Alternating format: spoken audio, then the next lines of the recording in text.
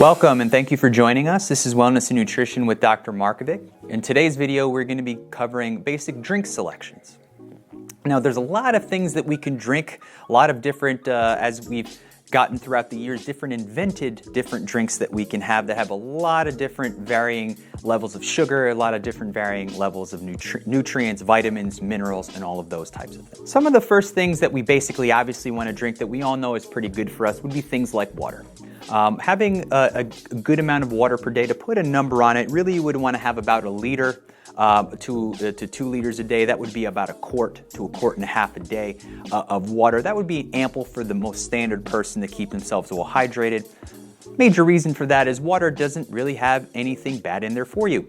This includes tap water as well. Tap water is just as fine for you as would be bottled water or any of those types of things. As long as you have a clean water supply, it's going to be essentially the same.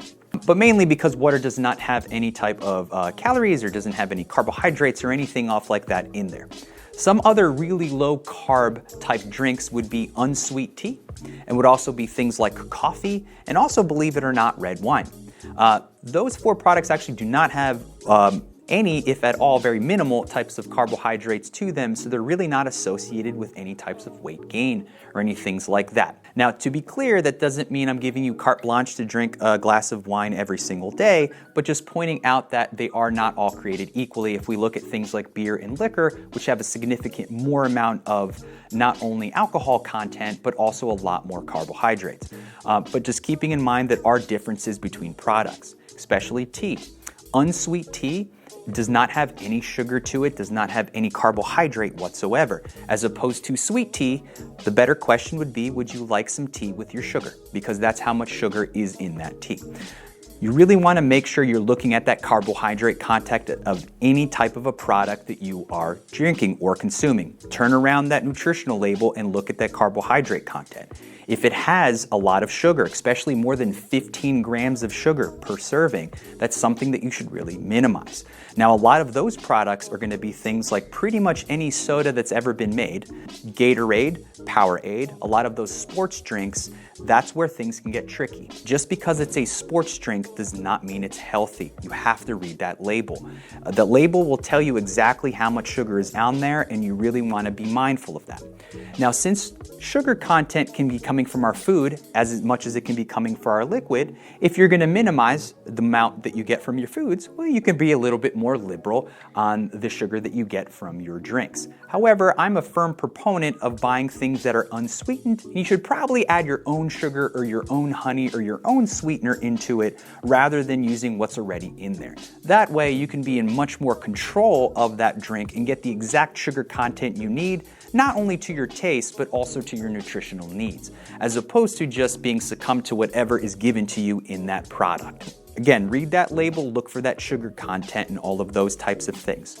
Now, when it comes to things like Splenda, stevia, and any of those sweeteners, keep in mind that while it is going to read that label as no sugar added, it's still going to taste sweet, and that sweetness needs to come from somewhere.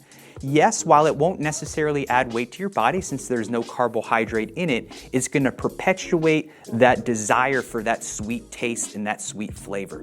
The more that you crave that sweet flavor, the more that you're going to still desire it in other products. So that's why we also recommend limiting those products as well to maybe at most 1 a day, so that way you do not necessarily perpetuate that sweet craving that those products would actually give you.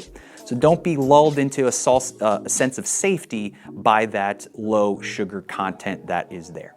But when in doubt, read that label, make sure that you see what that content is there. However, if you really are unsure of what the best thing to drink, generally speaking, your safest bet would be something like a water or a mineral water. Even flavored waters that do not have any extra sugar added would be okay, and even seltzer products. Now keep in mind, anything that's carbonated doesn't necessarily mean it has sugar into it. The difference between a seltzer water and Coca-Cola is literally the syrup that they put in to make it Coca-Cola.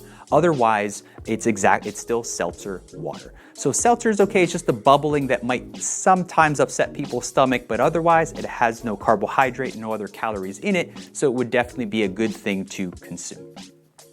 And that concludes today's video. This has been Wellness and Nutrition with Dr. Markovic. And as always, be well and be well to each other.